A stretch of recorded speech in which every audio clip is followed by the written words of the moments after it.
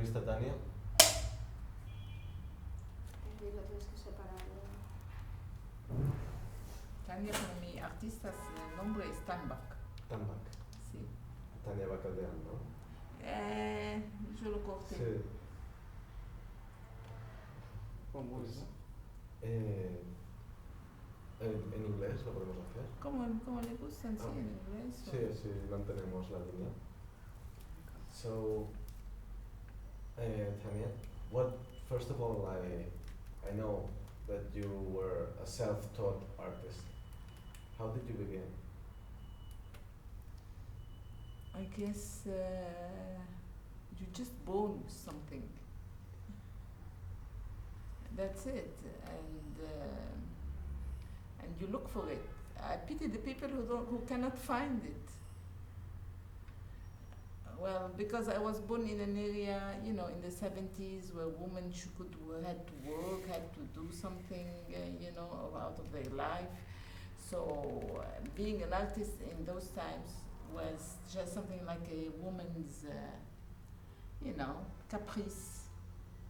So I always thought I wanted to be not an artist, a writer at first, because I used to read a lot. So I wanted to be a writer. And that was my focus, being a writer. But then I realized that writing is too much needed, not concentration, it was too much of an intellectual effort, to put. And because of the war, I thought the impact of the image was much stronger than the writing. That's why I turned out about painting more than writing. I guess there's something within you that makes you feel that you don't fit too much. Plus, I think I'm useless for anything else in the world. I cannot even cook an egg. I'm just completely useless for anything. But what I'm doing now. Exactly. Also, I was wondering, what memories do you have from before the war? I think the war was something huge in our lives because it's something that cuts. There is not a continuity. And all of us were stuck in a period before the war or during the war. And after the war does not exist, like we cannot relate to a now. I often wondered if it was a fact of growing up, being older, or that. But it was really, I see with all my generation, the war generation, we really have, it's a cut. We cannot see further. It was very hard. I mean, I'm happy that through my art I could go a bit, not too much though. But I think people who live the war are completely doomed. They are really doomed to be stuck to this violent thing.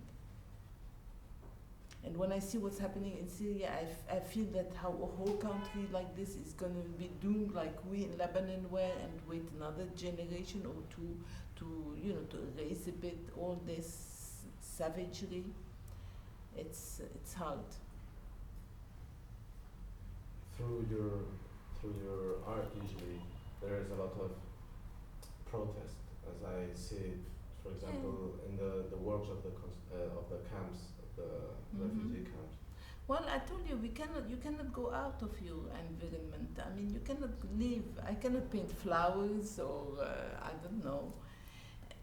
It's just, I don't know, like when I think of the history of art and its development, to stay like in a, I think here the social fact enters so much in everything of your work, your life, your love, everything, that you cannot like make an evolution, be part of a movement, a world movement of development. You always pulled back to reality, which is this fucking reality we're living, which is war and war and war.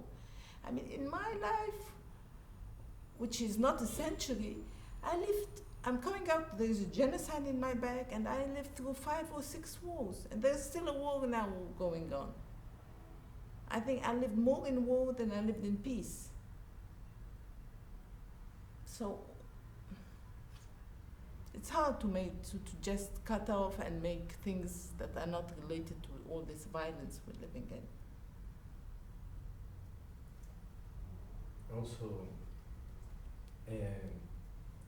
do you believe that nowadays the artists like Ayman and so that they use, and you also, you use the war, that period or that violence, but you're bringing back also this cultural life and so, but always using the scars that were left because of the war. Do you believe that that's something, there's a relationship? Of course there's a relationship. There is, I mean, I told you, you live with the scars in you, and the only way to heal the scars, you know, is just with our work, which is something like our breathing. So it's just the way we survive. It's a survival mode for us, I think. Do you have any concrete memory of before the war? Yes. It was so.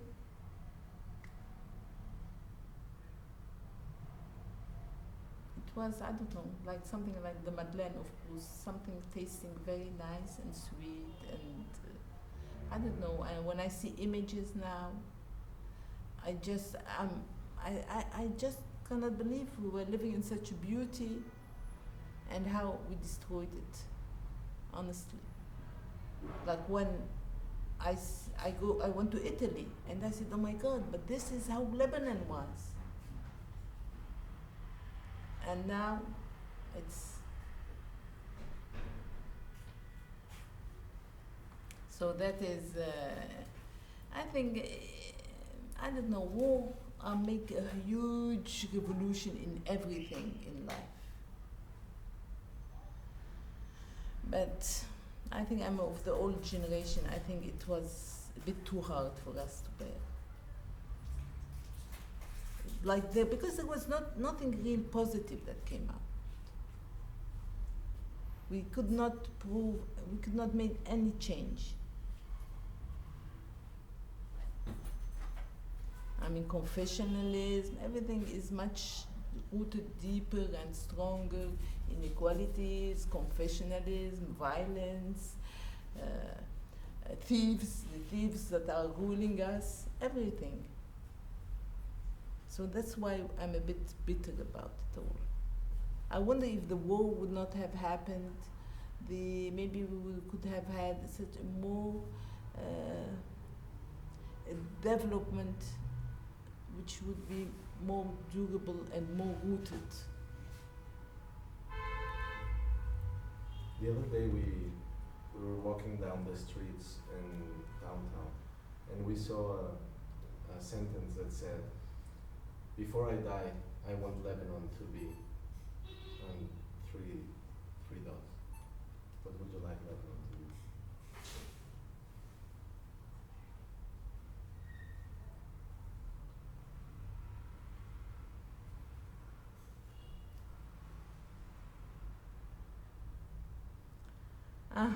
Silence, very, very talkative silence. You know, I tell you one thing, going back to history,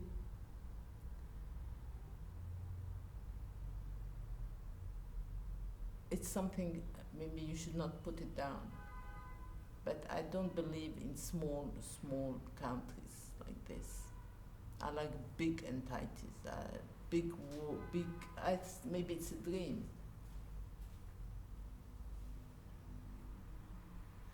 But I think, I mean, what is this country? It's 50s? It's not even 100 years old. I think I believe more of being a good citizen of the world, more than being you know, in small, tiny boundaries.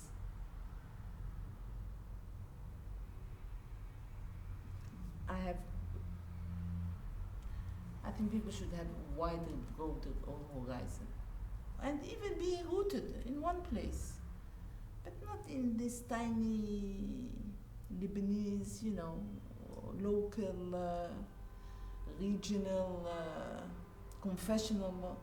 Because Lebanon is what? It's a confessional state. That's what, it's a pity, but that's what it has become. You either Christian, either Muslim, either Sunni, either Shia, either Maronite, either Orthodox. That's how, that's what Lebanon is. How do you want me to believe in the future of a country like that? It could have been a good project during the period you're working on in the 60s, but now, unfortunately, it could not go further. And to end up, for example, when we were at Photomed, when we met at Photomed, and you saw my father's images, what did they evoke?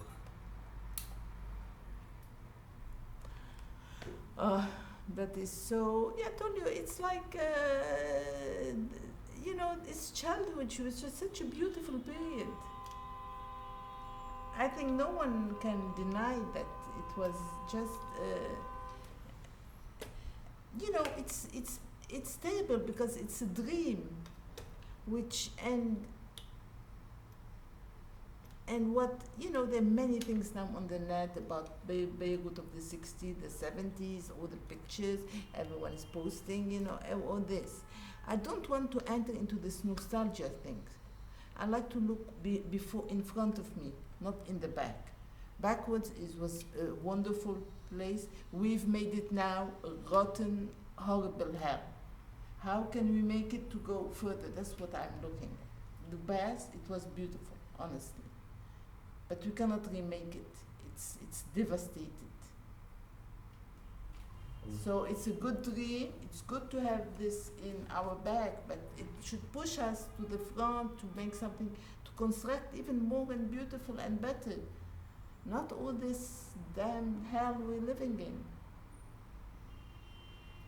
So that's why I refuse nostalgia, honestly. I don't want to enter this. And this is such a subject now between all the Lebanese generation, you know. Everyone is entering, you know, posting stuff from the older times, all this.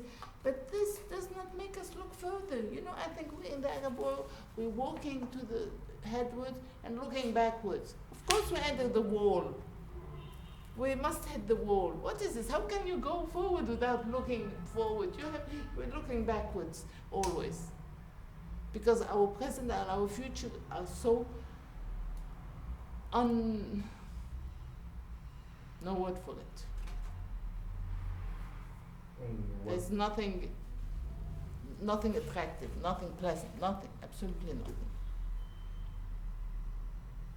This was what I was going to ask, so. What? I was going to ask you, what do you see in front of you now? In front?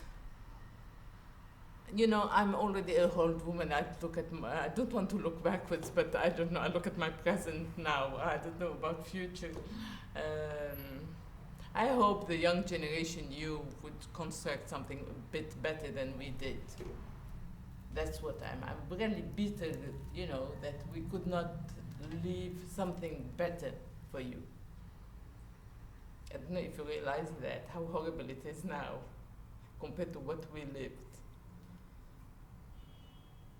Thank you very much, Tania. Well, I don't know if that was... It was wonderful. Hmm? It was wonderful.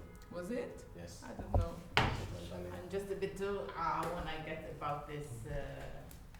No, honestly, I think the past is something that is strangling us. We have to look forward, you know.